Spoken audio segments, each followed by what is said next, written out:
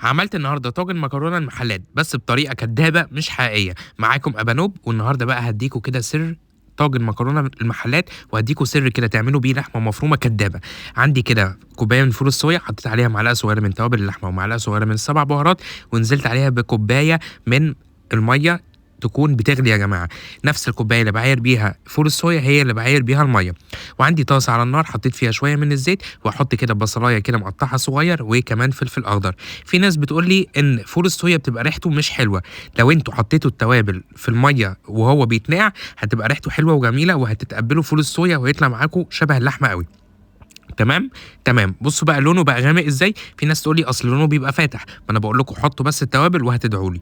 يلا بقى، فين الكومنتات بتاعتكم؟ وحشتوني. يلا قولوا لي سلم ايديك يا ابانوب. تعالوا بقى نضيف شويه توابل. هحط ايه؟ عندي بقى شويه من الملح، وكمان شويه من الفلفل الاسود، رشه بابريكا مدخنه، وكمان رشه قرفه بسيطه، وطماطميه مقطعها صغير. وكل الكلام ده هيدي طعم حلو جدا جدا لفول الصويا والتعصيجه اللي انا هعملها. لو عندك كده معلقه صلصه حلوه ممكن تحطيها برده، هتدي ايه؟ هتدي تعصيجه حلوه. عندي بقى حله على النار حطيت فيها شويه من الزيت وشويه من الثوم.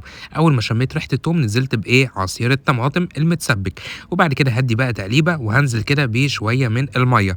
لازم كده في الطاجن بتاعنا العصير الطماطم يكون خفيف يا جماعه مش تقيل. خلي بالكم تفاصيل صغيره بس بتفرق. عندي بقى رشه من الملح، وكمان حطيت رشه من الفلفل الاسود، رشه بسيطه من الكزبره الناشفه، ومعلقه صغيره خالص من السكر، وكمان معلقه ايه؟ معلقه الخل بتدي الطعم مع البابريكا. وكمان هفضل اقلب.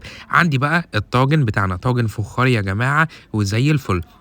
هبدا بقى اخد كده اللحمه المفرومه الكدابه بتاعتنا، وهبدا احطها فين؟ احطها في الطاجن اللي انا عملته. بصوا بقى، المكرونه بتاعتنا بستخدمها نيه، المكرونه مش مستويه، بستخدم كوبايه من المكرونه، ما كترش، اللي هي المكرونه البن اللي هي الاقلام دي. وابدا بقى انزل بايه؟ بعصير الطماطم. ولازم عصير الطماطم يغطي المكرونه. فانا ضفت شويه من الميه تكون ميه سخنه بتغلي. يا جماعه كل دي تفاصيل هتنجح معاكي الوصفه. يعني اسمعوا كلامي وامشوا كده خطوه بخطوه، هتلاقي الوصفه حلوه، وبجد دعولك في البيت بسبب الوصفه الحلوه دي.